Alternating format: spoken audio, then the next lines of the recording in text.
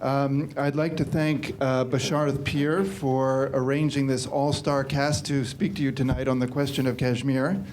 And it's a particular privilege to have Steve Call graciously offer to serve as moderator. Steve, as many of you know, is a staff writer for The New Yorker, two-time recipient of the Pulitzer Prize. Evidently, in his spare time, he's the president of the New America Foundation in Washington as well. Steve's books, particularly Ghost Wars, The Bin Ladens, and On the Grand Trunk Road, served for me as an essential, indispensable primer and short course in the politics and history of the region that Brzezinski once called the Great Arc of Crisis. Brzezinski's arc, like Noah's, was a movable arc. Its point of terminus was variously in the Horn of Africa, the Eastern Mediterranean, the Balkans, Cyprus, various other places I can't remember right now. But the point of origin was always the same, and that was Kashmir. And Kashmir, as we all know, poignantly, is back in the news. So on that somewhat somber note, I'll turn the microphone over to Steve Call. Thank you, Stephen, very much for that and for bringing us together. And we do, as you say, owe a lot of that to Basharth, who's our friend as well as a panelist and somewhat behind-the-scenes organizer of this group. I'd like to welcome all of you and to thank you for being here this evening. It's a beautiful evening outside. It'll still be beautiful in 90 minutes, so bear with us on an important conversation. I think you'll be rewarded with the quality of the panelists, really as fine a group as you could assemble for this topic. What we're going to do, just to give you a briefing of the plan, such as it is, I'm going to introduce the three of them very quickly, and then we're going to begin a conversation up here, some of which has been premeditated a little bit, much of which I hope will follow from that without much other than spontaneity and interchange. And when we feel, when I make my expert decision that we're running out of gas or running out of time, I will turn to you and ask you to join in. As Stephen mentioned, when you do, just remember that you're on the record. There'll be someone, I think, with a microphone, so please wait and please identify yourself and be as concise as you can be. So first thing, just to put everybody on the same acquaintance. At the far end, my left, your right, is Basharth Peer. Now, Basharth is a writer and a Kashmiri journalist by origin, and now increasingly hard to pin down in terms of the choices that he makes professionally, working in many fascinating environments. But Basharth grew up in Srinagar. His family is from the city. He came of age, as we'll talk about a little bit later, in a particularly difficult time in the Kashmiri conflict, and then wrote a book called Curfewed Nights, I thought it was originally. I guess the American editor shortened it. That has been endorsed by almost everyone who's read it with unusual enthusiasm. It's not the sort of blurb that you hand out because you admire a piece of work or admire the writer who produced it. But I think if you just read it yourself, you'll understand that this is a really important, powerful, and transforming reading experience. I don't say that lightly. It's a really fine book, and it is an important book as well. And it's essentially hard to categorize, but it's a coming-of-age memoir as well as a piece of journalism about Kashmir since 1989. And so we're all privileged to have Basharth here with us tonight.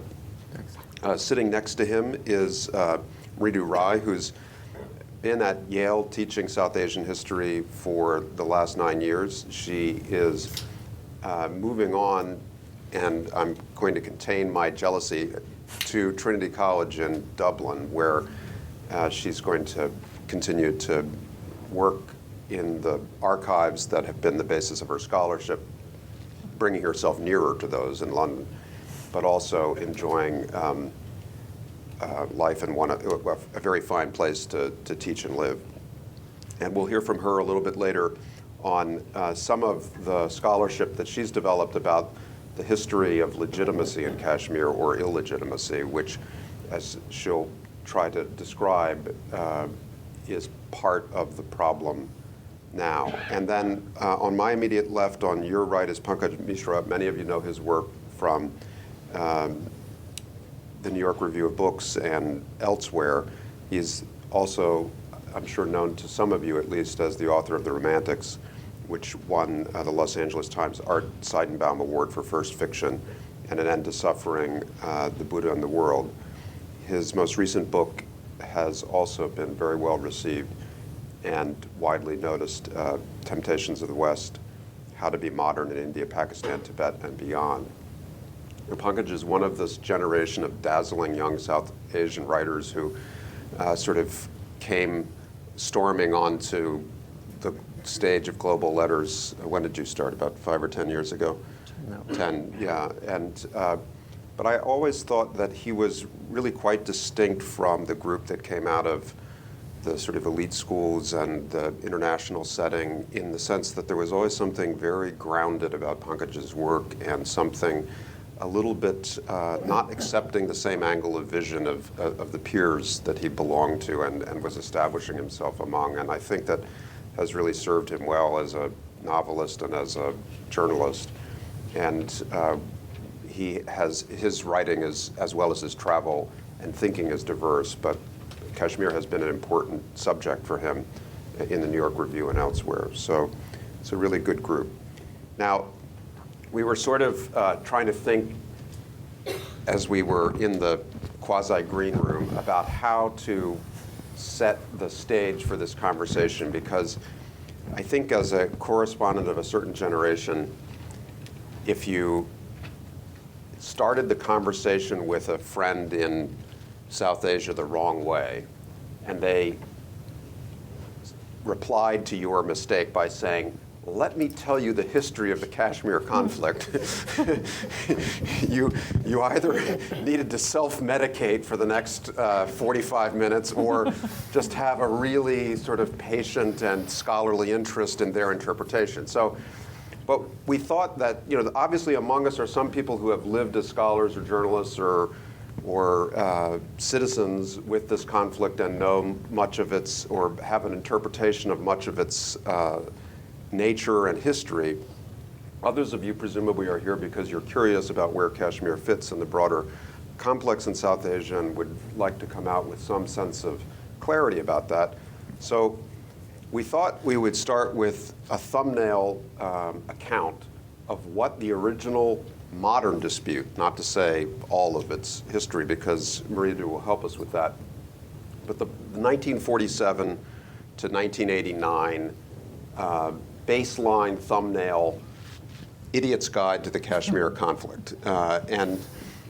So in just a couple of minutes, didn't you volunteer, Pankaj, or was it Marita? Okay. He volunteered too. Okay. So I'm starting my watch, but do a quick version, and we'll see where we get in 2 minutes. I just want everyone to have the same shared. I'm sure there will be objections to our thumbnail version, but that's not the point. It's just to have a version of it out there in the room. Okay, off we go. Wonderful. I've never actually had the opportunity to use these words. Now let me tell you the history of the Kashmir problem. Very briefly, in 1947, well, rather in 1946, the British imperial government came to the decision, for various reasons, that it was going to transfer power from its own hands to whether one or two entities in the Indian subcontinent. That date came with two kinds of main concerns. First of all, there'd been brewing the irreconcilable problem, as they saw it, of the contentious relations between Hindus and Muslims in India. So there was a question in at least 1946 whether power would be transferred to one entity, namely an undivided India, or indeed, as it happened, two entities. India and Pakistan. Added to this, of course, was the fact that over 190 years, the British had ruled essentially over two somewhat distinct political arenas in the subcontinent. One was the British India, which was directly administered by the imperial government, and the other consisted of a variety of some 600-odd princely states that enjoyed, at least from 1858 onwards, a fair degree of autonomy. These princely states had engaged in relationships, treaties with the British government, with the British imperial government. So the question was, well, now that the sovereignty of the empire, the British Empire, would lapse, of course, these princely states would also have to find accommodation within, what in the entity, within the two entities that would result out of British India itself. By 1947, of course, it was clear that power would be transferred, in fact, to two entities, India and Pakistan, and the princely states, through various negotiations, were told in no uncertain terms that they would have to accede to either India or Pakistan. Here, the broad principle of physical proximity was sought to be applied, so that those princely states that were closer to, or in some instances clearly within the territories of these two new nation states, would have to, or were encouraged very actively to accede to these, whichever state they were located next to or within. In this context, there were some princely states that posed particular quandaries, and amongst them was, in fact, the princely state of Jammu and Kashmir. Established in 1846, Jammu and Kashmir had shared borders with what would become both India and Pakistan in 1947. So in fact, it had a very clear case for acceding to either of these two new nation states. Its ruler was Hindu. The vast majority of its subjects were Muslim, so that raised one set of problems in terms of coming to that decision about where it is, in fact, that princely state should go. Its ruler, in fact, Hari Singh, Maharaja Hari Singh, the last ruler of Kashmir, for a while sought to in fact, he sought an independent status for the state of Jammu and Kashmir. But of course, given the vastly complicated political scenario in 1947, that option was quickly removed. By October 1947, India was firmly of the opinion, or Indian leaders in Delhi were firmly of the opinion that the ruler, in fact, being an autocrat and not a legitimate ruler, should not have the option to decide where subjects, to which entity subjects would accede. Nehru very famously suggested that, in fact, Kashmir, that Hari Singh was in fact an effete ruler who had never enjoyed the support of his subjects, and wished to have that decision rest with arguably the most popular Kashmiri politician at that time, namely Sheikh Abdullah. In the case of Pakistan, the claim was that, and it's actually a very valid claim at some levels, the claim is that, had Kashmir not been a princely state, had it in fact been a part of a British Indian territory, there would have been no question about where the line, the Ratcliffe line that separated India and Pakistan would be drawn, and it clearly would encompass, because of its huge Muslim majority, would encompass Jammu and Kashmir.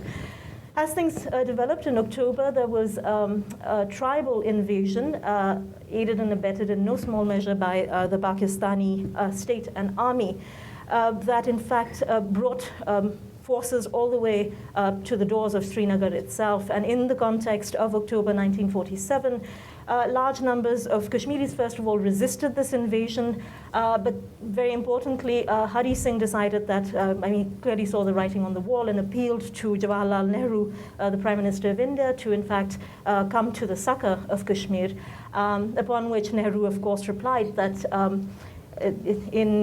until Kashmir acceded, its involvement would be involvement in foreign territory and not legitimate.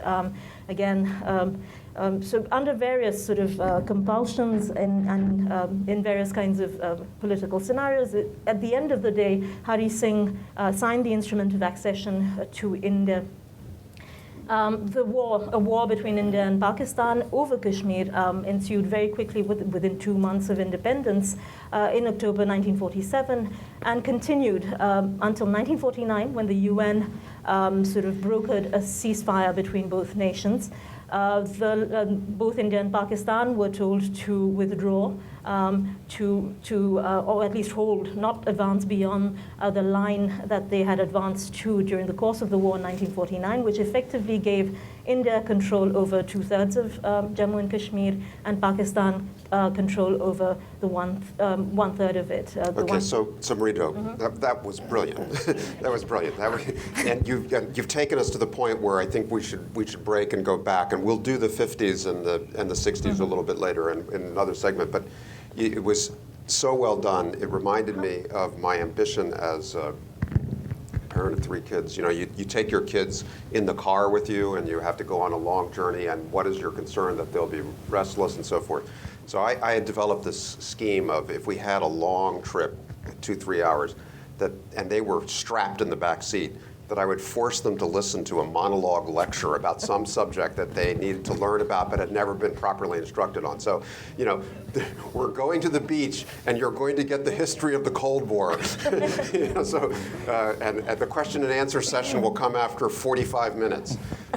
So that was much better than I could have possibly pulled off. But the point I wanted to tease out of the end of that narrative, just to mark it, the original sin is succession, or a modern problem is the legitimacy, the disputed legitimacy of Hari Singh's decision under pressure with an invading force at his doorstep and with pressure from New Delhi to accede to India. And by doing so, that was not the last princely state to choose under the partition regime. Well, Hyderabad was a little bit later. Hyderabad was sort of ongoing. Yeah. And, So it more or less completed the process of partition, but did so in a way that neither of the successor states recognized as fully.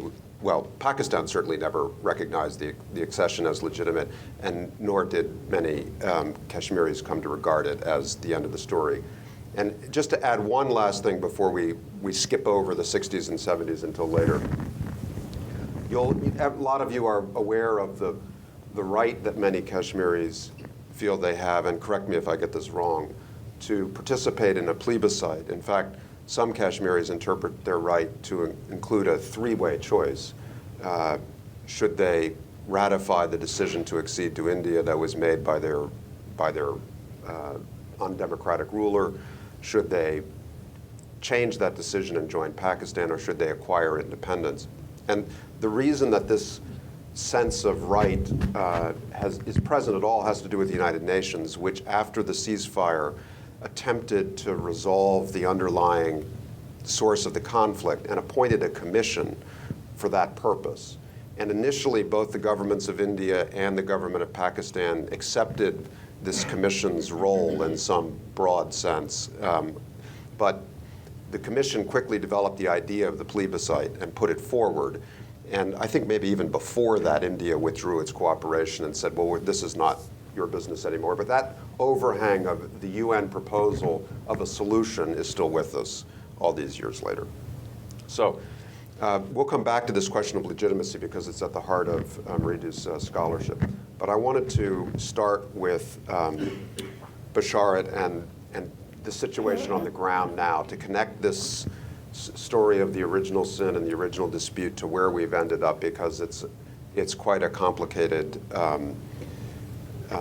environment today in this world of globalized political, religious, and politico-religious movements, as well as the modern competition between the states of India and Pakistan. And that's what Basharat's memoir is so powerfully about. I think most of us who have been around Kashmir in the recent couple of decades would throw around the phrase, as we were doing earlier, post-'89 Kashmir. That's really what Basharat's memoir is about.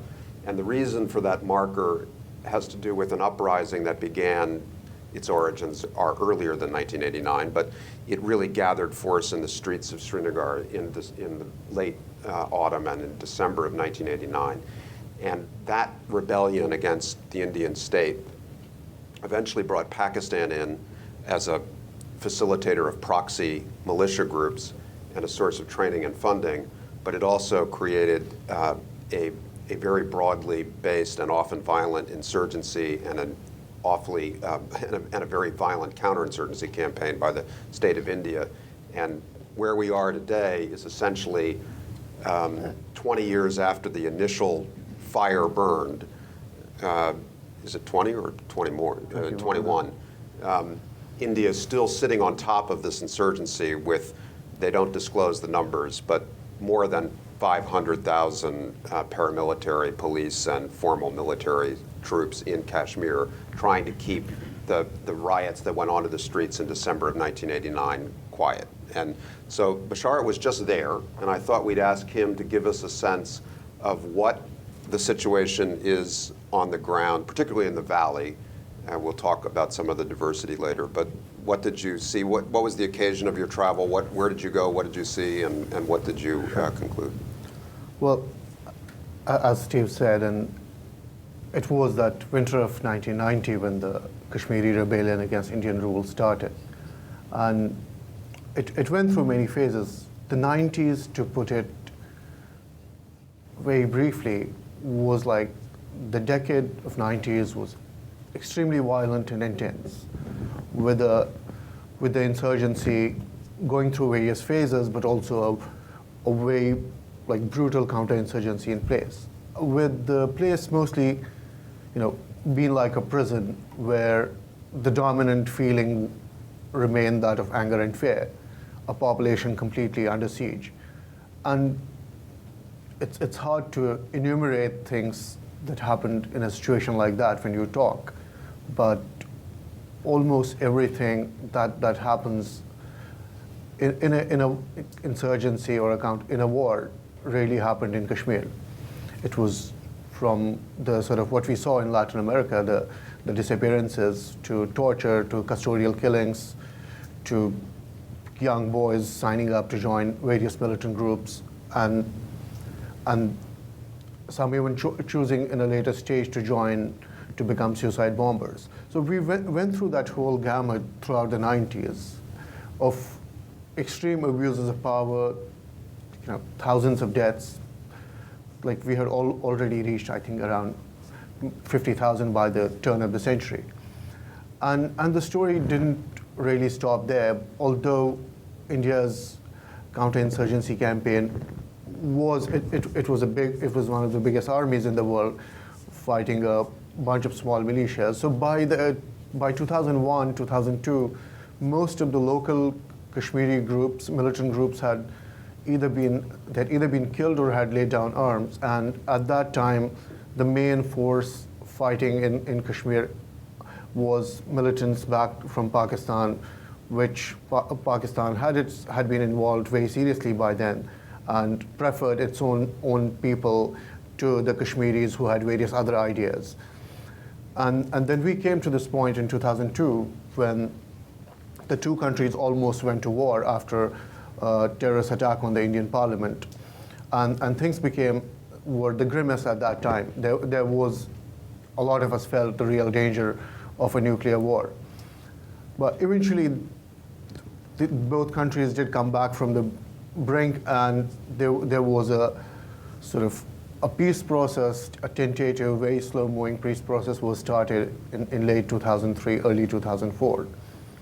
So the years between 2004 and 2008 were a brief moment of reprieve for Kashmir, if I may say so. Not that the deaths didn't happen, but at a gradual pace. Everything that was happening in the 90s was happening, but at a slightly lesser pace. So it was the big marker that, violence from all sides was down, and a lot of questions of human rights abuse had lessened to a degree.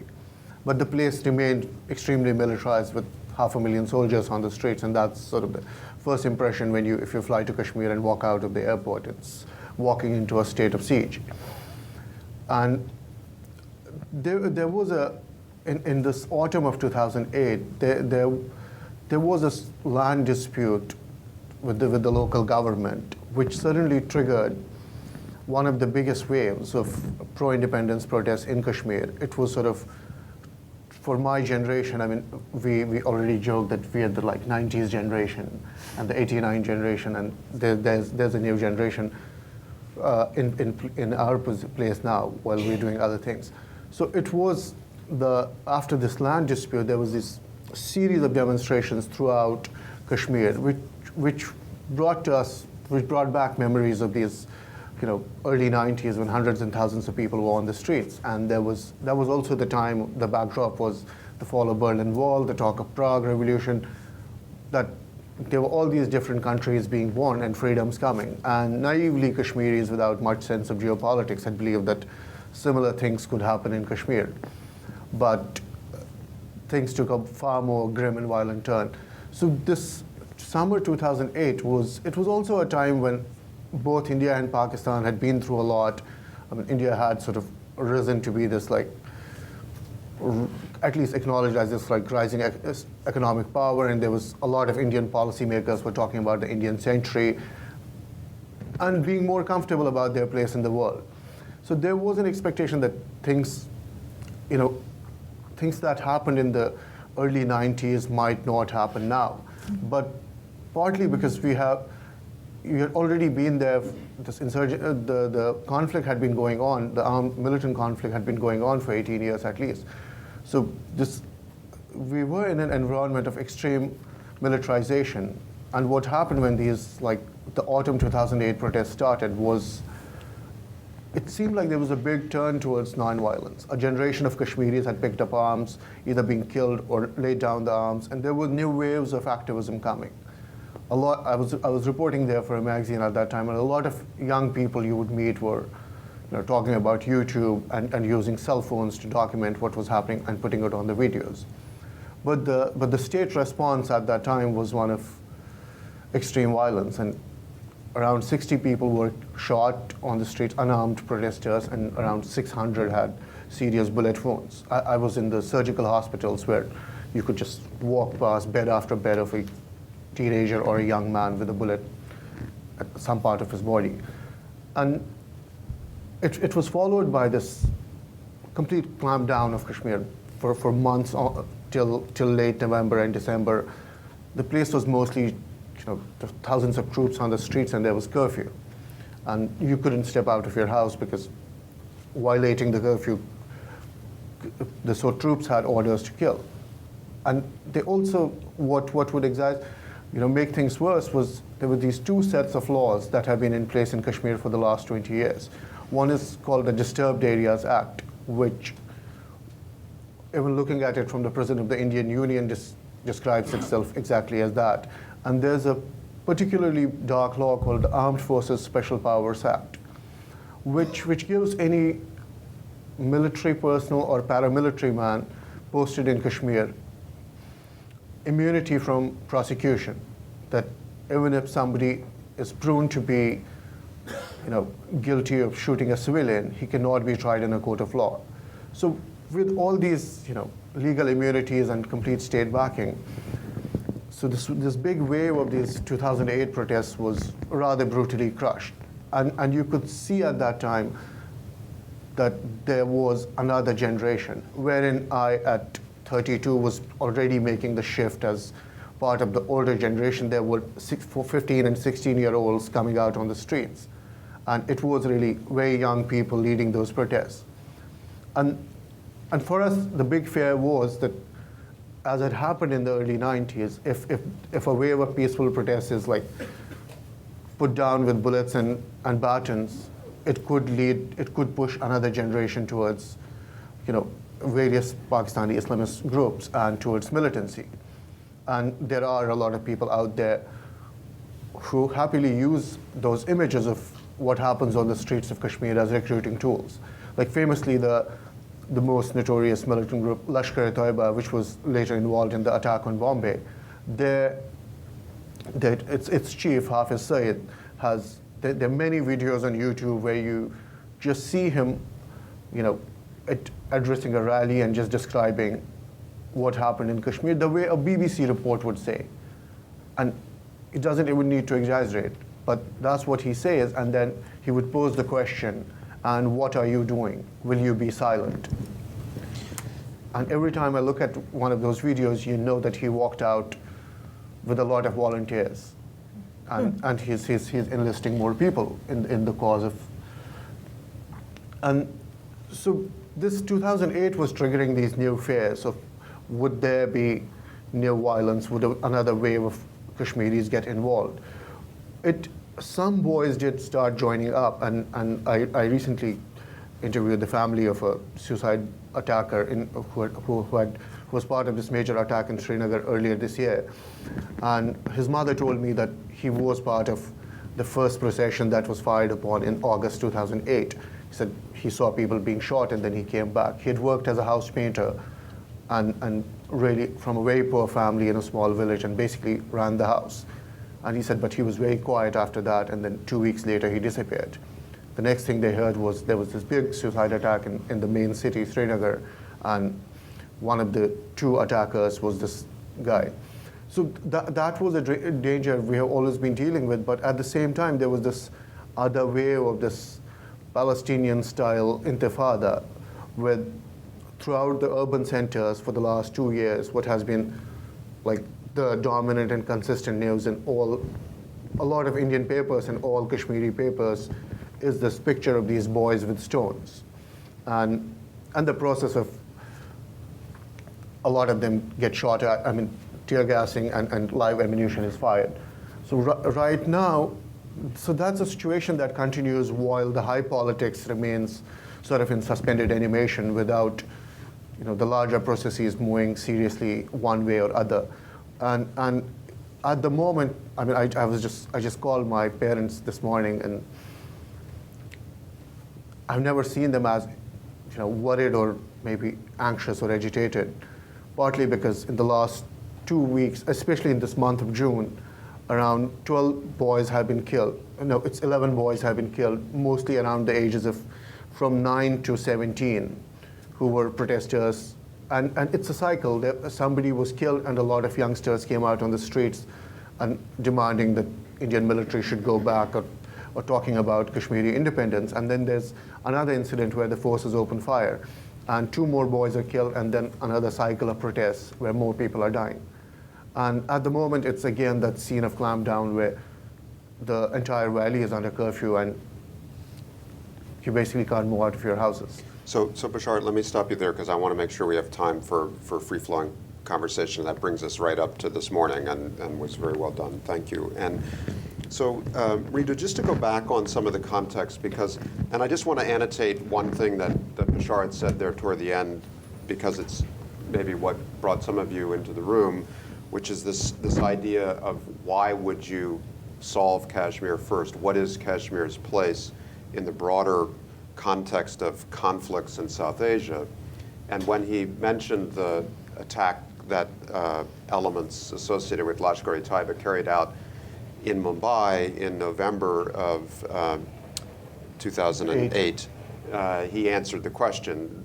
The activities of groups like Lashkar, which span not just the Indo-Pakistani border, but also involve the Pakistani internal insurgency, as well as even sightings in Afghanistan and elsewhere, their narrative of recruitment, the example that he gave of Hafiz Saeed's speech, and the use of video and call to arms is inextricably bound up with the challenge that the United States and the international community and Indian and Pakistani citizens face in the region today. So that's I just wanted to highlight that, draw a highlighter across it before we move on. So Ritu, one of the questions that bedevils negotiators in Kashmir, and has over the last 5 or 10 years, is the basic question of legitimacy.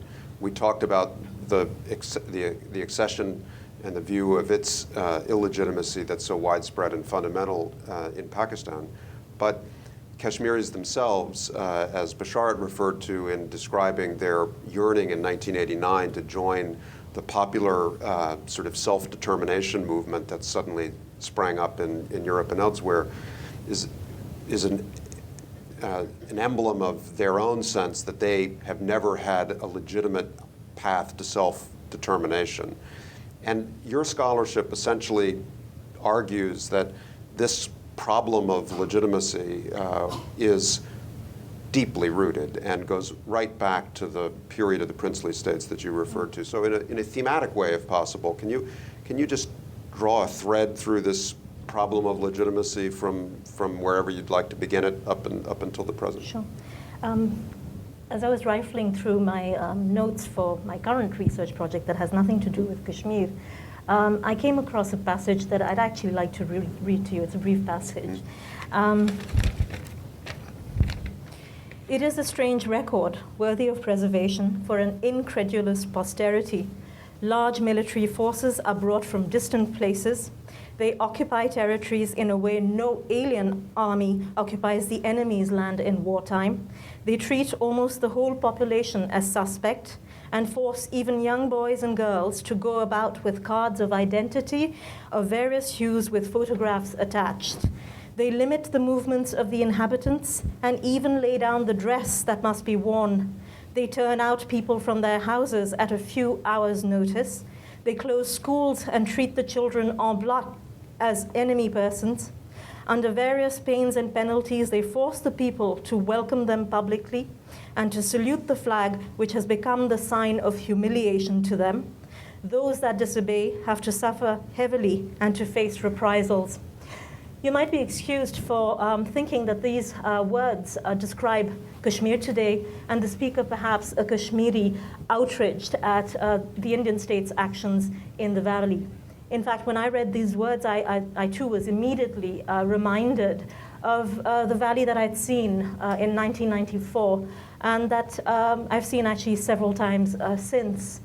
The speaker was indeed, in fact, a Kashmiri, but this was not a description of Kashmir, and this was not a description of Kashmir today. The speaker was Jawaharlal Nehru, writing in high dudgeon about the extremely repressive measures, draconian measures taken by the British colonial state in suppressing radical anti-colonial protest in the districts of Midnapur and Chittagong in 1934 in the context of anti-colonial, the civil disobedience movement initiated by Gandhi in 1930. What is remarkable to me then is that so little of the picture has changed, and that what had outraged Nehru, what had irked him so much in 1934, should become, in some ways, the policy of, well, his own government, but certainly his successors in government in Delhi, and also, of course, the policy of their counterparts across the border in Pakistan. How could I kept thinking, Nehru justify, or at least his successors justify doing exactly what the colonial state did in Kashmir today. And I think obviously part of the answer is that the British colonial state was easily dismissed as an illegitimate state. But the Indian state and its own and its interests were immediately presumed to be legitimate. And there, yes, indeed, I mean, what I find absolutely striking is that since 1846, what has been at the heart of Kashmiri discontent, Kashmiri protest, is in fact the call for a legitimate government, and a legitimate government that would be constituted by themselves. In 1846, in the context of a very disturbed situation emerging in the northwestern reaches of the British Indian Empire, when the princely state, or rather the state of Punjab, based in Lahore, sort of broke into factionalism and actually was sliding into anarchy. The imperial government, very concerned about that region because it lay so close to that extremely sensitive northwestern frontier of the Indian subcontinent, decided that it would take action and that it would in fact take over in some way the state of, the Sikh kingdom based in Lahore. For the British, of course, and again this story resonates today, their concern was, of course, an obsession with the imminent threat of the Russians coming to the subcontinent, or at least coming close enough to interfere with their own imperial control.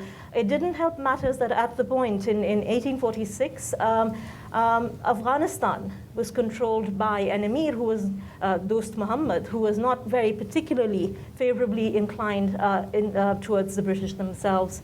So it became a matter of geopolitical urgency for the British to now make up their minds about what they were going to do in Punjab. And of course, involved in this were large numbers of Kashmiris who had really nothing to do with the concerns of the empire itself. In 1846, the British waged war against the ruler of Punjab. In that context, a vassal of the ruler of Punjab, Raja, I was going to call him Jammu Singh, Gulab Singh from Jammu, who had been, in fact, a vassal of the most powerful of the Punjab rulers, decided, for various reasons, to, in fact, throw in his take sides with the British itself. He found his future more secure in alliance with the British than, in fact, continuing the ties that loyalty demanded with the Sikh rulers of Punjab. God, I mean, this is someone I have written about so very much, but today he's just emerging as Jammu Singh.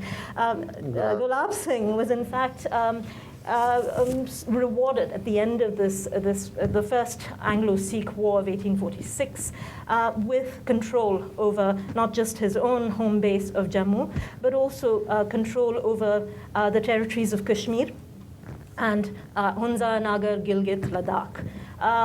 The British did not want to, in fact, assume direct control in Kashmir, first of all, because, and then, of course, the other regions that came with the princely state, that became the princely state, because these are mountainous territories.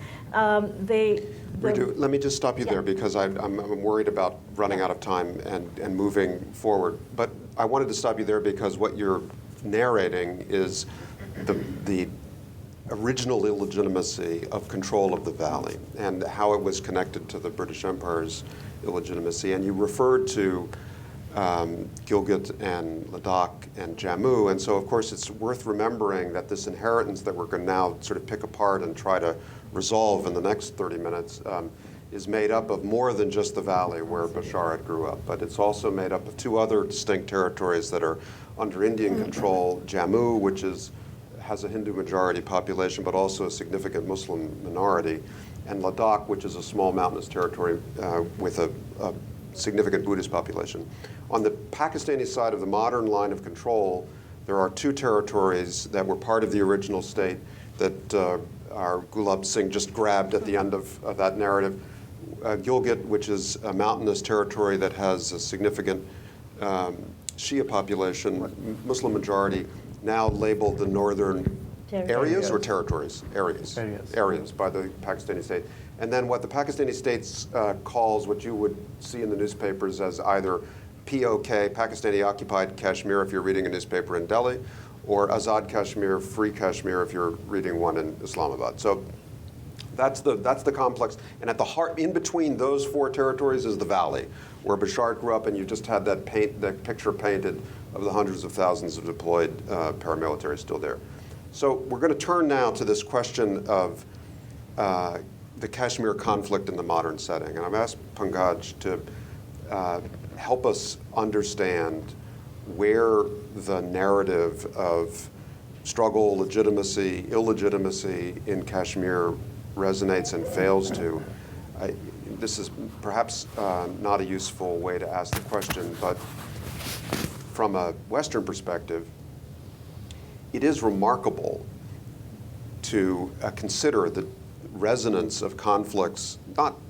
Let's set the Israeli-Palestinian conflict apart as a conflict with extraordinary global resonance, but even to think about the independent struggle of East Timor by comparison, or the conduct of the Indonesian security forces in Aceh at the time of the end of the regime there. And to think that those were international subjects of a very powerful sort. And at the same time, roughly, the narrative that Bashar was describing was unfolding in the valley. And yet, I think it was considerably more muted, and that the international response was considerably more governed by silence. So in what ways does and does not the Kashmir struggle, conflict resonate, and why do we see it in the ways that we do? Thank you. I'll be very brief, and I actually don't have a definitive answer to this, but maybe I'll propose some answers. I mean, East Timor, Aceh province, but also the other struggle for self-determination, which has actually achieved some sort of prominence in the West at least. And I think, once again, I mean, the idea of global resonance is deeply connected to how much prominence and how much resonance it has in the West, in Western Europe and America. And there again, I think, some place like a question like Tibet has become very important. Yeah, very good example, right? Particularly in the last 20 years or 25 years. I mean, I think there were some of these conflicts were kind of frozen by the Cold War because of the sort of divisions of the world at that point. There was a kind of almost a consensus that we'll not look too closely into these conflicts within nation states. But that sort of consensus basically broke apart after 1989. So suddenly there was a whole lot of attention on various conflicts around the world, including Tibet. And when we speak of 1989, we must remember that Tibet also erupted around the same time as Kashmir. In fact, there's some remarkable parallels. Even the last eruption in Kashmir in 2008, there was another thing. But when you look at the kind of coverage Tibet has got consistently in the Western press, and when you actually look at, I don't want to condone the Chinese treatment of Tibetans, but certainly it doesn't approach anything that the Indian Army has been up to in Kashmir in the last 20 years. I mean, it's a terrible occupation. Whereas Tibet is in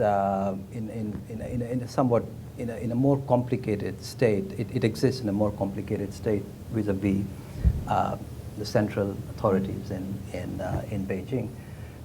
My feeling, I mean, you mentioned the question of how does a democratic state suddenly become legitimate when it applies the same sort of harsh rules to subjugated population like the Kashmiris, and obviously the British colonials didn't have the same legitimacy. I mean, I do think we are working with certain ideological presuppositions here when we look at places like Kashmir within the context of modern democratic India, and the most powerful one of those presuppositions is that since democracy is a good system of governance, therefore most, if not all, of what democracies do is good. I mean, it's never articulated explicitly, but it's certainly, I think India has received the benefit of the doubt on this, stemming from this fairly widespread ideological belief. And then I think for a long time, I mean, Kashmir's geopolitical resonance wasn't really felt outside of the immediate region. It's only, I suppose, in the last sort of 10 years or so, when, especially since 9/11, where the existence of extremist networks all across the region, a lot of them actually date back to the Kashmir insurgency, especially the ones within Pakistan today.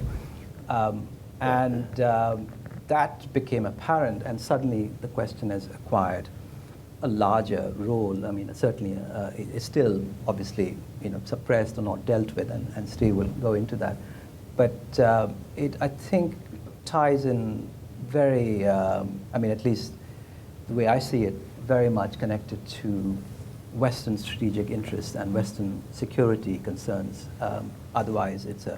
When those became implicated. And also when the Indian mainland felt threatened as well. The Indian government at that stage was willing to lift some of its veil off of Kashmir because it felt that it had a better story to tell in the valley than it had during And it's the also 90s. true that since 2001, I mean, I think the BJP was in power during that period, and I think the BJP the Hindu nationalists very successfully packaged Kashmir as essentially a struggle against Islamic fundamentalism Right. for Right. the West at large. So this very, I think, effectively brings us into a conversation about how, where we stand in efforts to actually deliver on the title of this panel, which is to solve Kashmir first. And I'll just make a quick contribution and then ask you all some questions about both the premise of the negotiations that have been going on to bring this conflict to something like final status, as well as the premise behind those negotiations and some of their limitations. So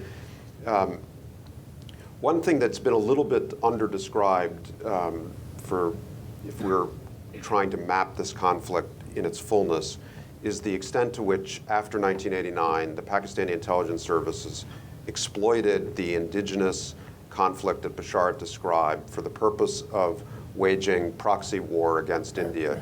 Sometimes the Army Command fantasized that their use of infiltrated Islamist guerrillas might result in their seizure of Kashmir territory for Pakistan, as in the case of Kargil. Other times, they just recognized that they were forcing the Indian state to pay a very high price in terms of the deployment of counterinsurgency, international reputation, and so forth, without Pakistan having to invest very much other than funding and arming Islamist guerrillas. So this role that Pakistan has played, well documented in arming the most radical groups, also explains, I think, some of India's ability to maintain a narrative of legitimacy, not only just because democracies mostly are thought to be right, but also because there's a recognition that this is a proxy war to some extent.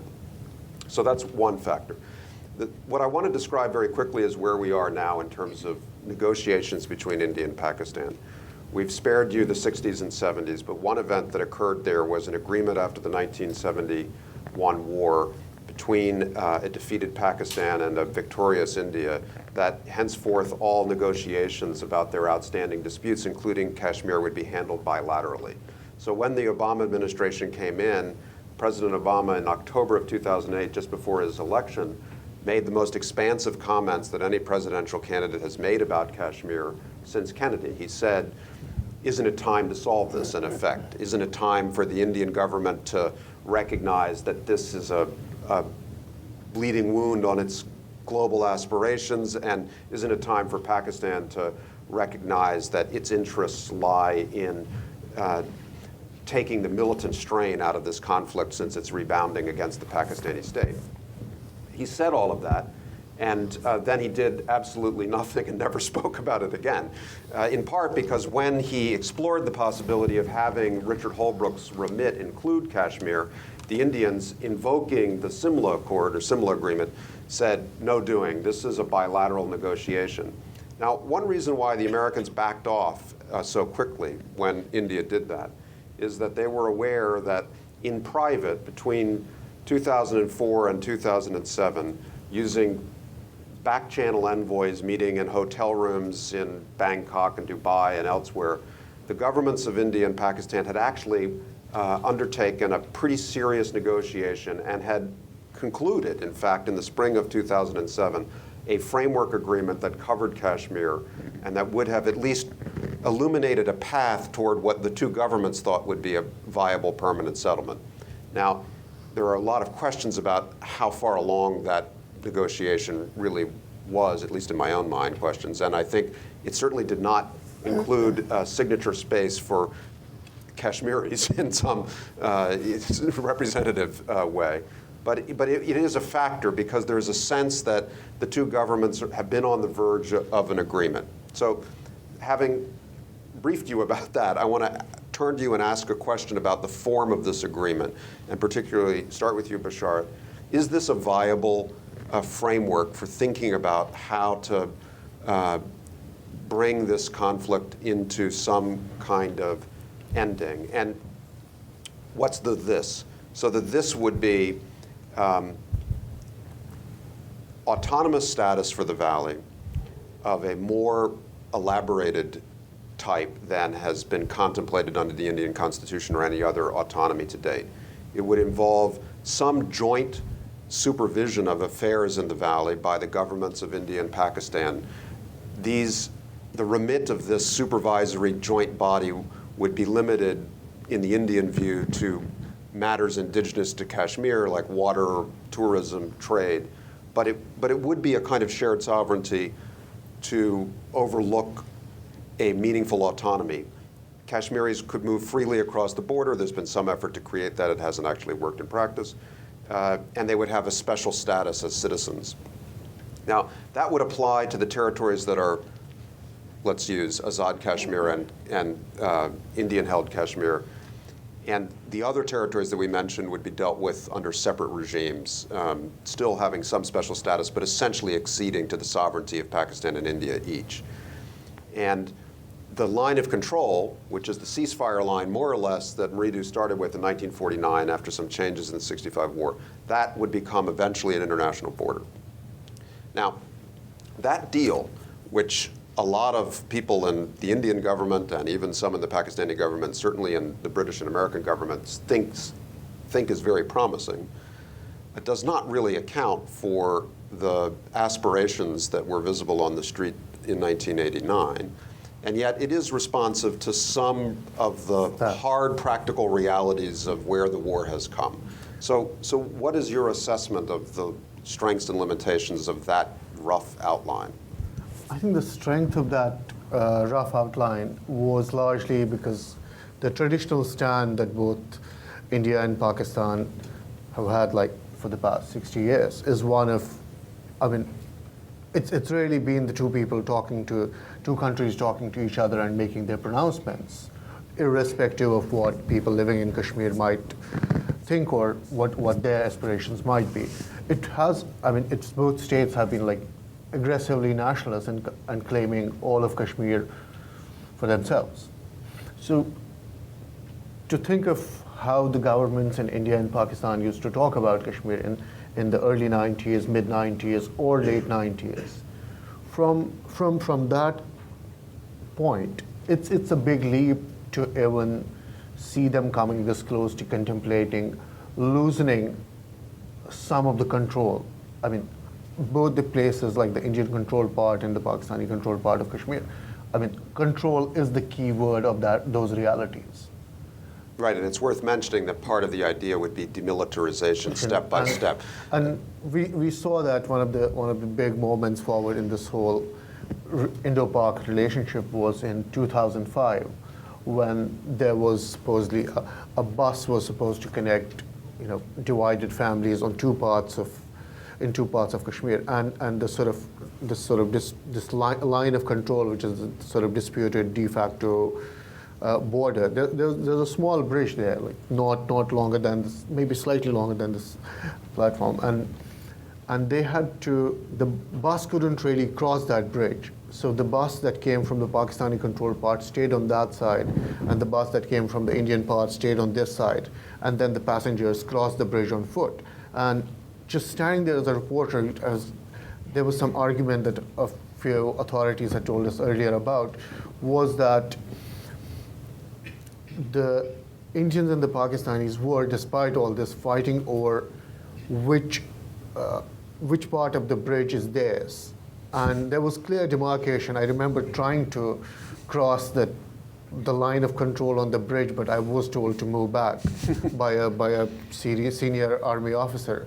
And that I've thought a lot about that moment, how funny or trivial it might sound, but that too is, and that is sort of that's the consequence of the militarization. That Those is two the armies consequence of the militarization, yeah. And also to a great degree, the deeply entrenched, positions. Yeah. And as you described in your piece in the New Yorker at great length about these conversations and where they seem to be heading. But so let me ask you, Bashar, one other thing. It would be. Am I right in thinking that if an agreement of that sort were suddenly announced next week, that many people in the valley would not be shocked by its existence, because there has been back-channel talks to the Harriet leaders and to others, or would it? would it be digested as something that people were? It won't be a shock because it's become part of the conversation there. I mean, And what's the range of attitude toward it? The attitudes change. Like there's also this like extremely brutalized place where a lot of people are saying, how much can we really get? Like there was a moment where you had written about Musharraf keeping his hand on his heart and asking the generals, how much do you think we can get? So a lot of Kashmiris are reenacting that moment in a way, saying, how far would India go, or how much can we get from India, how much can we get from Pakistan? Really, let's be realistic. So there is a constituency that would gravitate towards this kind of a deal, all right, even if we get autonomy with control largely over our own affairs, and that Indian troops and the Pakistani troops really move back. So let me ask. I think a lot of people could.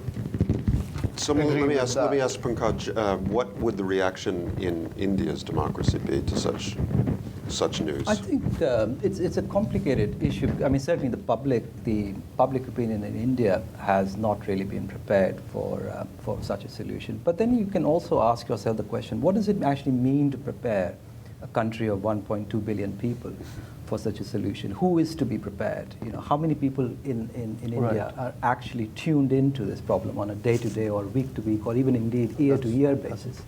And whether it's actually really a question of the political elite having the will, the energy, the desire to actually come to an arrangement, or where to just let it fester for as long as... The worry would be that, as in Madrid, when you announce a risk-taking settlement, you can easily anticipate resistance from the most extreme groups that have whose livelihoods, among other things, are tied up in the persistence of the conflict, not to diminish the authenticity of their critiques. Yeah. In this case, you would have resistance not just from jihadi groups, but also from Hindu radicals. Definitely. Yeah. Well, I don't know whether they're powerful enough to actually block an agreement of that sort from going ahead. Which also brings me to a question I want to ask you, Bashar, about Kashmiris and their demands, which of course range from autonomy, self-determination to a separate state of their own. I suppose I should preface that by saying that, I mean, a lot of this problem, the Kashmir thing, if one were to describe it in a nutshell, is really a problem of old multinational empires being kind of forced into this imported model of the nation state, whether it's China, the Qing Empire, or whether it's the various sort of this patchwork that Ritu described that the British ruled, and then the later attempt to create a kind of nation state out of what the British basically left. And this idea of Kashmiri nationalism, I mean, obviously, it can't reasonably aspire to a Kashmiri state at this point, or can it?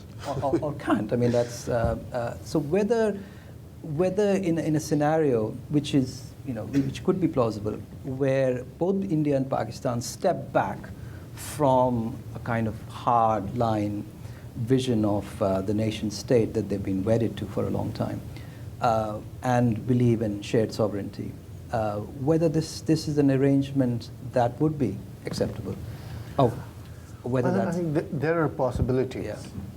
What I can't, I mean, a lot of people I know or have talked to in Kashmir, the aspiration of a lot of people is that of an independent Kashmir. Some people even want to join Pakistan, a very, very small number. And there's some people who are fine with the status quo, and particularly people who work for the government or whose livelihoods depend on that. Right. But I think as you said, to raise the question of like how do you prepare people for something like this? Everything that's happening on the ground in Kashmir is telling people something else. So, I mean, I was very hopeful when I first talked to Steve about the back channel process and what it seemed to us. And for somebody, I mean, I really feel old now. it's been 21 years of like constant Yeah. conversations about the subject. And at that point, even if this model of a greater autonomy where, we do not have to deal with an excessive military presence, we do not have to deal with a hegemonic relationship with these two power centers. I think that could be possible, but what we have at the moment, even the smallest demands for like reforming a particularly, brutal law, which doesn't allow a soldier who is convicted of murder of a civilian to be tried in a civilian court, irrespective of what the eventual judgment might be. I mean, the whole security establishment is in India, and sort of Steve has told us about like how Pakistani military establishment has developed the interest there. It's a similar process that's happening. There's a lot of money involved in Kashmir.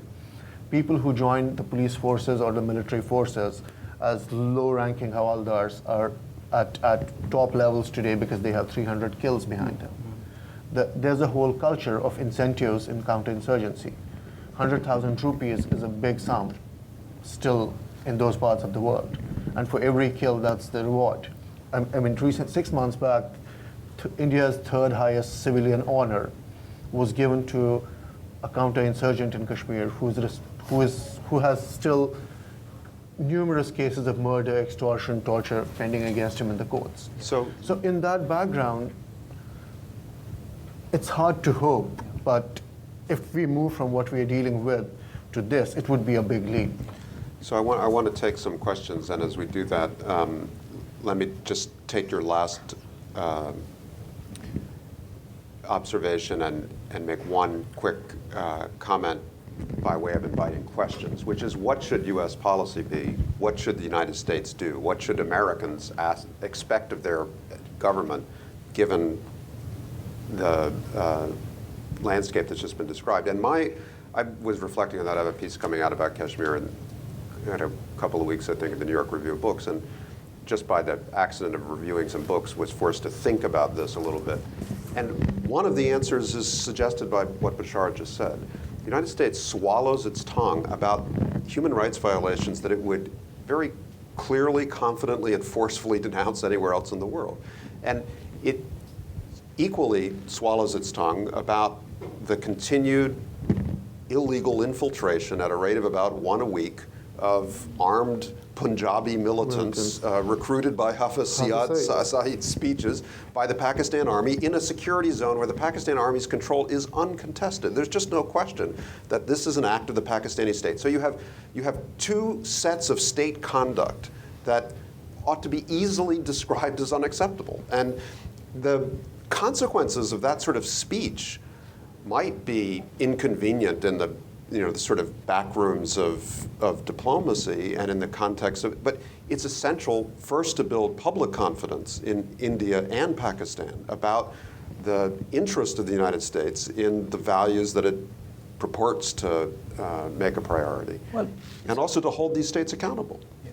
Well, I think in that context, the war on terror has definitely complicated things a great deal, in the sense that, I mean, first of all, it's actually, speaking of legitimacy, it's actually legitimated a culture of violence and repression.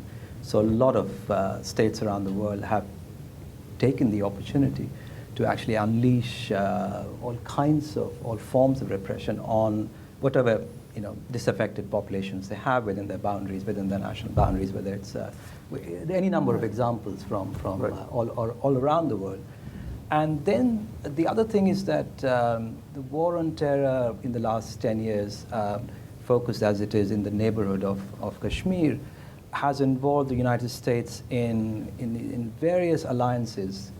I mean, there was a time, we now forget, that the United States was just before George Bush left the scene.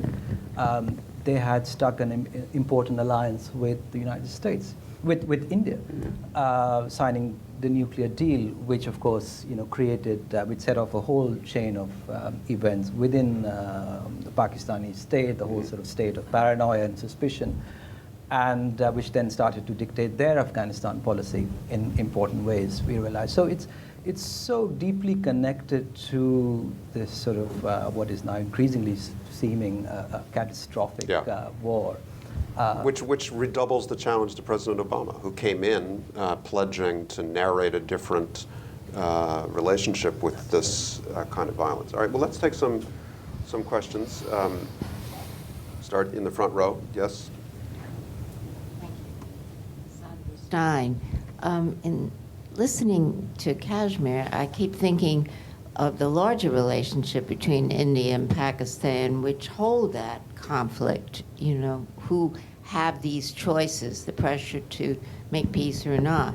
And if Kashmir was, let's just assume for a moment, solved, what would be the problems with India and Pakistan? Is it a larger issue first that has to be addressed? Because you read about it in Afghanistan that Pakistan's very concerned about a hegemony of India there. So can it be solved without the larger issue? And what are the larger issues, and where does that stand? Thank you. So yeah, that's a good chicken and egg question. Who wants to take it? I think you should. Me. Well, one thing that I learned in the research I did about these negotiations is that the motivation in both governments to find some pathway to resolve Kashmir was not driven by their desire to solve Kashmir. It was driven by their the interests that they perceived in normalization. The Pakistani army perceived corporate interests in an atmosphere of normalization with India because its economy might then attach itself to the Indian economy, and the army might finally be able to afford the nuclear and other systems of modernization that it believed it required to defend itself against India. The Indian government has obvious interests in normalization with Pakistan. And so Kashmir was a necessary condition of a broader project, and the most difficult one. There are other territorial disputes and water rights disputes and other that were all negotiated simultaneously. The two governments found that it was much easier to make progress, and actually they almost fully resolved several of the portfolios of problems other than Kashmir. Kashmir, all they could really do was outline a process that they hoped would succeed over 10 or 20 years. Yes. In my travels around India, I found Kashmiri merchants everywhere, and I suspect that's because of the impact of this situation on tourism there, so they have to wander around with their products. And I'm wondering, when in the recruitment of these young insurgents, how much pull is there from their understanding of the political situation, of religious discrimination, or because of lack of economic opportunity? Bashar, when your friends are recruited. Well, I mean,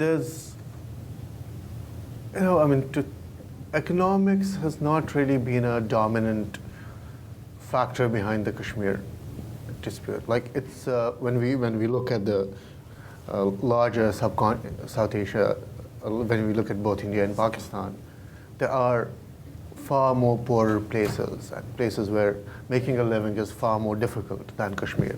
I mean, Kashmir has been relatively prosperous compared to a lot of other places in South Asia.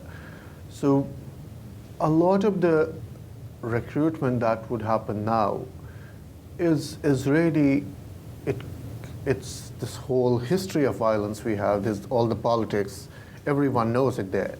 And then the trigger most of the times, if one looks at the last couple of years of the earlier phase of recruitment was you don't even need to have a recruiter.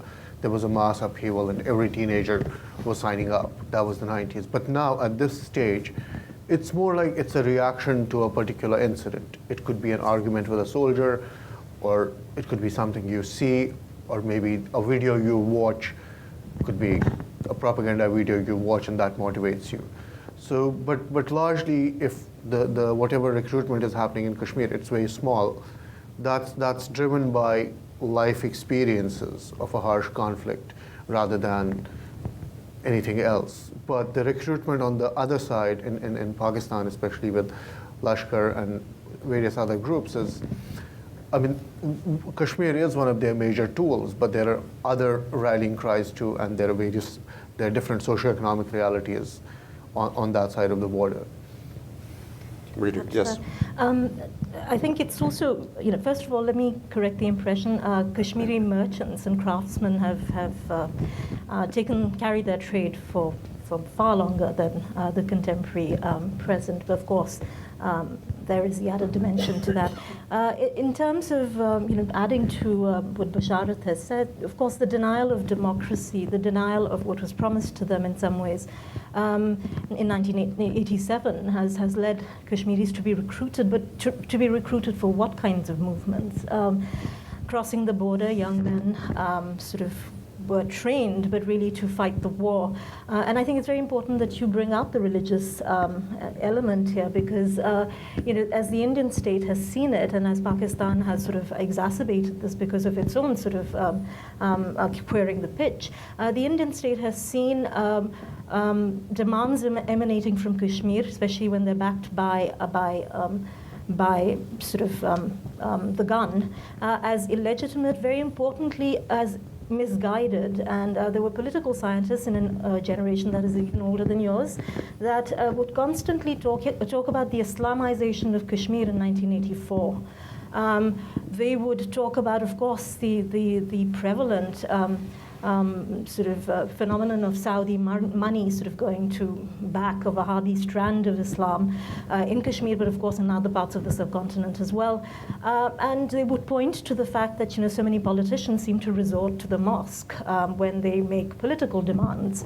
But again, one has to caution against sort of reading in this Islamization. I mean, the fact that Islam and this obsession with a religion that cannot find accommodation in forms of government that look like the West, etc., actually vastly complicates the picture, and it actually prevents resolution, because in fact Kashmiris have been demanding rights, whether they're political rights or in fact the right to live freely, to trade freely, etc.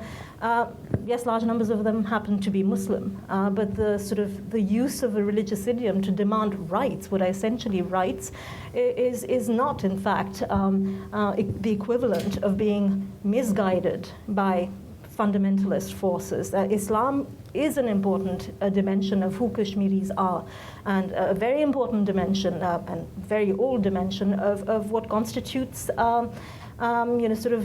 their dilemmas, what has kept them out of access to power and resources of the state, and what now actually sort of informs the way in which they see themselves as marginalized people. So, I mean, I think it's a very important dimension. There's one more question. Like, it's always been the sort of, the mosque or the shrine has been the sort of center for political mobilization.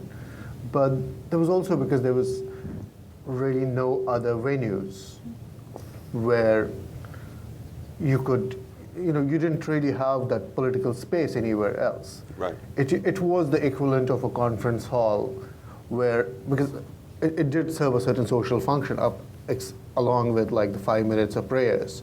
You could, this is from lived experience and also from various interviews, you could at any time basically see people just sitting outside a shrine or a mosque, and they're talking about everything from their children's education to who is getting married to whom. It serves the function of a certain kind of a social center. There's no Lincoln Center in Kashmir.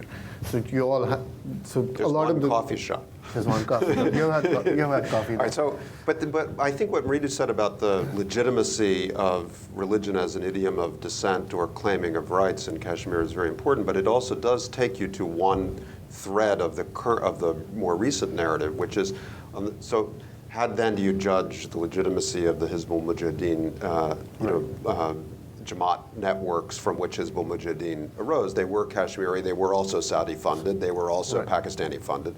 But then that you can go one layer over when you're talking about Lashkar boys from southern Punjab, who who are coming in an international narrative of legitimacy, but it may be that the Kashmiris who shelter them share their international narrative, but now it's become layered and less obvious.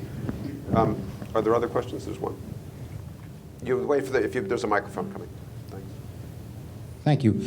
You said solve Kashmir first, and if you look at the region, the Kashmir disagreement, conflict seems to be about 60 years old. Isn't it maybe make more sense to go to a less stratified struggle, like the Afghani struggle or the Iraqi struggle, and try to solve that first? I mean, I heard Mr. Holbrooke speak a couple of weeks ago. He mentioned Pakistan, Afghanistan, and India. He did not mention Kashmir.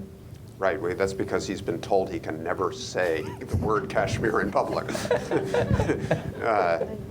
Well, I mean, I think the Obama administration has persuaded itself of something like what you just observed. I think the counter-argument, which I tend toward, is that the problems in Afghanistan cannot be solved, cannot be resolved. Afghanistan cannot enjoy independence and something like stable, inclusive politics unless the Pakistani army concludes that it is no longer in its interest to send radicalized proxy militias across the Afghan border in order to achieve strategic depth in what the army imagines to be its asymmetric strategy against the existential threat of India. Now, the militias that the army has built up, the doctrine, the assumptions, the capacities, the ideologies that the army employs in Afghanistan, it also employs in Kashmir. And in fact, the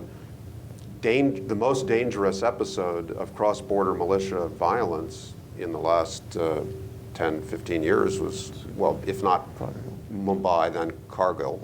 And all of that is conducted in a Kashmiri-oriented narrative and a set of perceptions, call them strategic, call them ideological.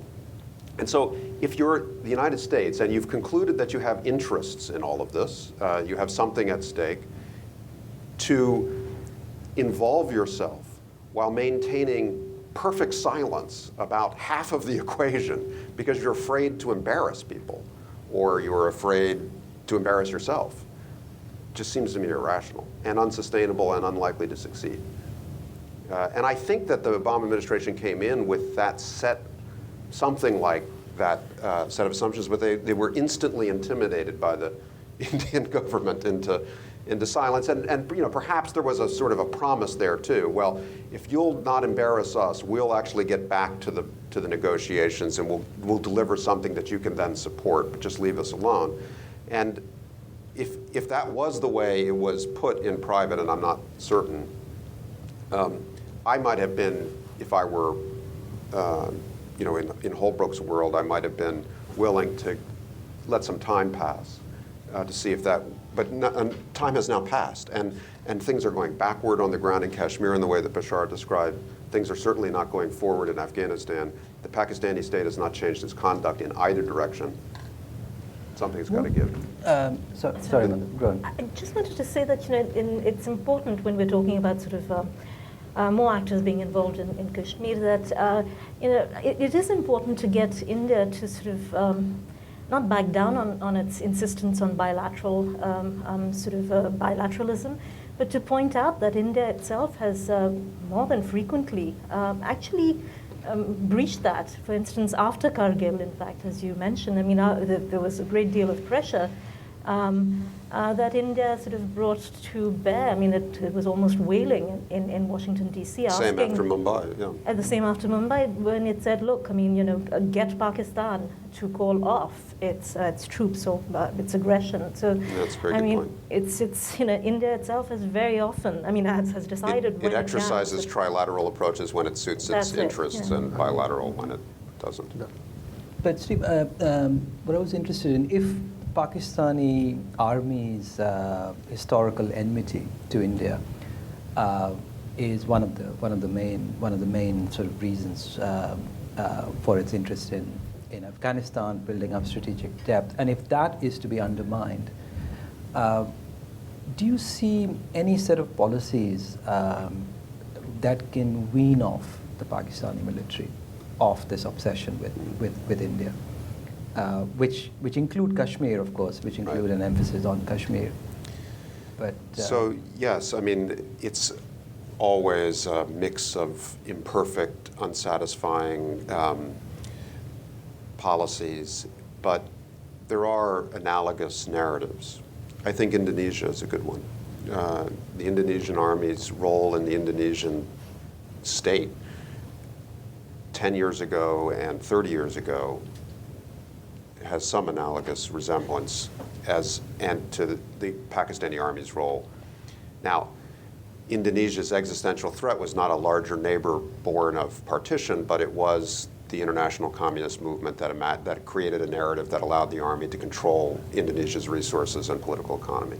Now today, the Indonesian army is still a factor in national life, but it has been washed out of the role through a rising tide of political participation, regional economic and political integration, and a sense of future that has diminished the Army's role. Now, the Army is still rewarded.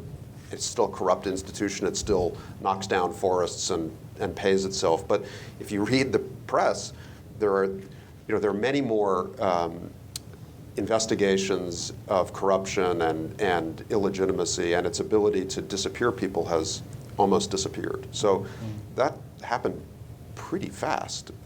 Now, what would be the analogous set of policies in Pakistan? It would be a combination of aspiration inside the core command, maybe for selfish corporate reasons. Well, we can't buy the things we want if we continue to sink as a national economy. So maybe if we try a political strategy and some economic integration, we can generate enough national wealth so that we can strengthen ourselves for our own purposes.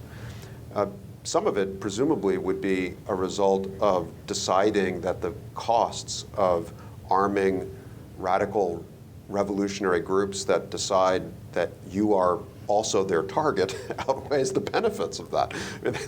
That's the argument whose failure to take hold in the core command I just find most puzzling. There's a book by Arif Jamal out, which is one of the bases of this essay, which is it's a narrative history of ISI's relationship with Kashmiri groups. And he says at one point, the fundamental problem in the Army high command is that there is no culture that permits the admission of failure. And there is, at the same time, an understanding that their project in Kashmir has failed. And so on and on it goes. Now, in Afghanistan, you could say, well, actually, their strategic design might succeed. But in Kashmir, there's no evidence that it will. Yeah. Yes, in the back. Going back to the question of bilateral versus trilateral negotiations, if you look back at the one treaty between India and Pakistan that had any semblance of success, it's the water treaty, the Indus Basin Treaty from the 60s, and that was negotiated with some U.S. assistance, but mostly by the World Bank. And so I wonder what role, if any, do international organizations, even though most of them are based here, which aren't technically part of the U.S. government, have in resolving this dispute at all? Bashar. Well, it has really been the only. I think one of the few things. To talk about the UN, because they're in the same spirit as the World Bank was involved in the Indus Water Treaty. The UN was involved in Kashmir, and it seems like it's been an achievement of India, and a defeat for Pakistan diplomatically that the UN is essentially no longer relevant. But I think that's true of UN in general in most cases now. It's sort of. From the 50s to now, sort of the power that UN has come to wield on various affairs we have seen it before Iraq War, or we have seen it in various other places. I think there's and there has been part of it goes to the success of Indian diplomacy and all these factors that we have talked about before. But yes, they still have this nominal observer presence with an office in Srinagar, there's an office on the other side too.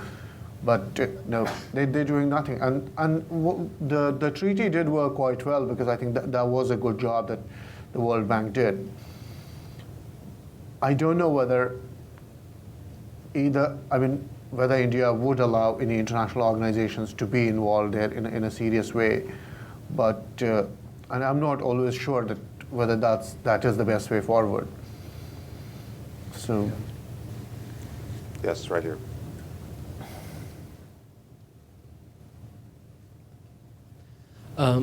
Kashmir has been trapped. The narrative about Kashmir has been trapped in this conflict resolution, sort of thing, as if Kashmir is just a dispute between India and Pakistan. And although there is considerably, always talk about the rights of Kashmiris and other things, their struggle for self-determination and stuff, but I think that the conflict resolution part between India and Pakistan should be secondary to the narrative. Like, India and Pakistan solved in this water treaty because it suited them both, and not solving Kashmir suits them both. And their domestic, within their own domestic constituencies. And from 2008 onwards, when the protests started happening again, both India and Pakistan realized that it's not Pakistan who's instigating, and Pakistan realized that, well, it's not us who has any more control over these protests. So, and Kashmiris also do not see the negotiations between India and Pakistan as something which will eventually, solve their problem, because the mass politics began in Kashmir from 1930s onwards, when Pakistan didn't even exist, or India didn't exist in this form. And consistently since then, one of the major themes has been self-rule in the form of independence movement. And probably Radu would know that the new Kashmir resolution, which was passed by the National Conference at that time, the most popular organization in Kashmir, had this independence clause. And consistently, Kashmiri mass movement has walked through various forms of socialism, Islamism, or other forms of isms, but independence has been the consistent theme. So, and the main narrative should have been at the international level, and which would of whose like offshoots or fruits would be the things that are discussed in the conflict resolution mode, that Kashmiris should be given the right to self-determination. That's the okay. So that's the destination of that very good sort of alternative framework. But let me ask any of you: is independence a destination that doesn't bring anything more than additional suffering? I mean, I don't want to sound like I'm not respectful enough of the Kashmiri aspiration for self-determination, but I do think that demand dates back to a different historical period where it had a kind of universal legitimacy and intensity, which it doesn't have anymore, because we've seen the actual processes of self-determination resulting in states that are pretty unviable.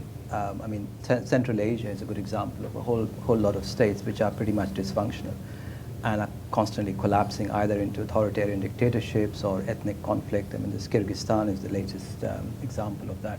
So it's been slightly oversold, the idea of self-determination in the form of, especially when it leads to a new nation state, as it were. So we have to think about slightly more creatively about how people could enjoy forms of autonomy and a degree of initiative, a degree of sovereignty without repeating the same kind of mistakes that they have actually themselves suffered from. I mean, it would seem slightly backward and regressive for there to be and especially with Kashmir being this complex patchwork of different ethnic groups and religious groups, for there to emerge a Kashmiri nationalism or Kashmiri nation state, which itself then becomes a source of problem, internally, and then breeds and generates more problems for the neighbors as well. So, Bashar, do you, and I'll hear from you as well, Maridu, but do you endorse that, because your narrative in Curfewed Nights is very much located in the passage from the independence aspiration of the JKLF to its suppression, if you want it to be a little bit oversimplified and harsh about it, by the Pakistani state, and essentially took it violently off the agenda. Right. So what's the now? That doesn't argue against what Pankaj just observed about where the Right. interests of Kashmiris lie, but what's your sense of what Kashmiris desire? I mean, the desire is what Junaid said. I mean, and what he says is it's very true. I was talking in the sort of realm of realism, but in terms of ambitions and desires, what he said is that is what you hear from almost everyone in Kashmir. In the valley, we're talking in the about. valley, in the valley. But there are, because the region is beyond the valley, so there are other, as I would, want for the valley its political rights. So, I mean, we have to stand up for other people's political rights too. The warning that Pankaj gives in the context of the formation of, new nation states with multiple ethnic groups, that's something real and serious. But the fact is, at times this all seems like too abstract. it's just too abstract, moving in the realm of theory, when that even to, I mean, it's just, I turn around and look at what is happening there today. You could get the and it is really CRPF off the streets. That would be. I really think, I mean, this is more- a question that could be posed. If this process Right. of sort of, the fact is, if a process of demilitarizing Kashmir begins, it might be a more valid point in time to ask that question. yeah, Right. yeah. I mean, So- for me, Absolutely. it's Right. to think about, pluralism in a possible future state. It's like reading Derrida. Yeah. Well, realistically, you'd have to have two states cooperate in demilitarization. I mean, even there, I think your point is very, very important, that there is this sort of more international dimension of the Kashmir conflict, but it is for Kashmiris on the ground perhaps as important, but maybe perhaps less important than another dimension that has embroiled Kashmir, namely actually the sort of relationships between Kashmir and Delhi and Kashmir and Islamabad. Which is a continuation in very, very vital ways of the way in which sovereignty and legitimacy of sovereignty were managed by the colonial state in India, but I won't delve into that. And unless we get our head around the fact that there is that dimension. I mean, whether you call it independence or self-determination, and I agree with you entirely. The story on that count has changed so much, but there is. I mean, I think there's a general understanding, maybe not one, but many understandings of what it is that Kashmiris mean when they say Azadi. And it can range from a clearly thought out framework of sharing power to, in fact, as you said, get demilitarized, to actually honor. And they're all intangible and never sort of form the part of discussions because they don't make for good policy issues. But as long as we keep forgetting or minimizing that dimension, what we're going to do is, come back to solutions that don't get rid of a very, very important factor in this, the nation states and the nation state form, as you suggested. I mean, even this autonomy package, I think, is fantastic. It's closer to what Kashmiris have asked for, but then let's not forget, it's closer only because they've been hit on the head since 1989, and it looks better than anything that large numbers of Kashmiris have grown up saying. But autonomy and the kind of content of that autonomy is going to be made nonsense of if the powers that are going to regulate or determine that autonomy are still very, very centralized state structures that control, that determine what is a legitimate demand for it, from it, and that determines, which groups are the legitimate groups demanding making those demands upon the state itself. I mean, as long as you don't look at these centralized state structures, you're going to keep returning Kashmir and other regions in both Pakistan and India to exactly the same problem. I mean, and So that seems to me both sufficiently optimistic and sufficiently pessimistic to call our meeting to an end. It's just time to let you go back to whatever soda and wine might remain. There's time for informal discourse and conversation and questions that weren't asked. But I want to get those who were counting on us actually ending at 7:30 out of their seats. Thank you all very, very much, and please stand firm.